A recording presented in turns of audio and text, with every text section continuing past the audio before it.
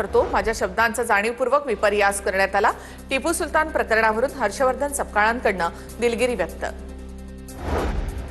मालेगावच्या उपमहापौरांना टिपू सुलतानची आठवण येत असेल तर त्यांना तिकडेच पाठवावं लागेल। मालेगाव उपमहापौर शान ए हिंद यांच्यावर नितेश राणेंचं वक्तव्य। राज्यातील 75 संस्थांना अल्पसंख्याक प्रमाणपत्र दिल्याच्या प्रकरणाची मुख्यमंत्री फडणवीसांकडून गंभीर दखल।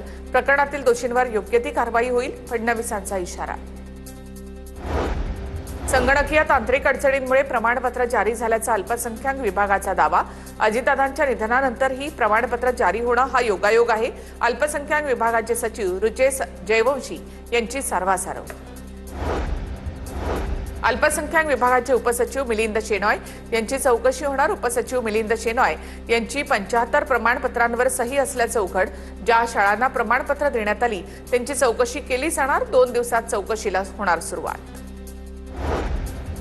मुलुंडमधील अपघात नाही तर प्रशासनाने केलेला खून आहे। गाणी वाजवणारे रस्ते बनवून सरकार स्वतःची पाठ थोपटून घेण्यात मग्न। सरकारने म्युझिकल नखरे थांबवले पाहिजेत। अमित ठाकरेंची फेसबुक पोस्टमधून सरकारवर टीका। नवी मुंबईमध्ये शिंदेंच्या शिवसेनेकडून वनमंत्री गणेश नाईकांना डिवचणारे बॅनर। स्मृतिभ्रंश झालेल्या स्वयंघोषित शिल्पकाराचा मोफत उपचार करून मिळेल असा आशय लिहिलेले बॅनर। नाईकांना डिवचणाऱ्या बॅनरची सर्वत्र चर्चा। एकनाथ शिंदेंवर विडंबनात्मक काव्य करणारा कुणाल कामरा वर्षभराने मुंबईमध्ये। कामराची हक्कभंग समितीसमोर हजेरी। सुषमा अंधारे यांची सुद्धा हजेरी। तक्रारदार प्रवीण दरेकर अनुपस्थित असल्यामुळे साक्ष नोंदवली नाही। 10 मार्चला पुढची सुनावणी। भाजपनंतर शिवसेनेमधून सुद्धा तानाजी सावंत यांच्यावर गंभीर आरोप। तानाजी सावंतांनी पक्षाच्या विरोधात विरोधकांना रसद पुरवल्याचा आरोप। जेडीपी सदस्य अनंत लंगडेंचं नाव न घेता सावंतांवर निशाणा। तानाजी सावंतांनी ठाकरेंच्या सेनेसोबत हातमिळवणी केली, लंगडेंचा आरोप। उद्या काँग्रेसची महत्त्वाची बैठक।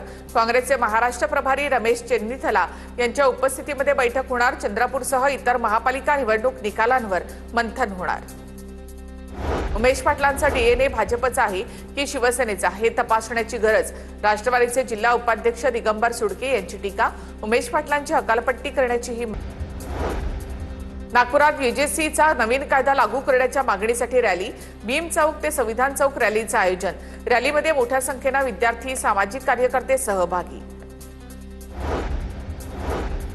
इचलकरंजीमध्ये हर्षवर्धन सपकाळांच्या वक्तव्याच्या विरोधात सकल हिंदू समाजाच्या वतीने मोर्चा। सपकाळांच्या पोस्टरला जोडे मारत आंदोलन।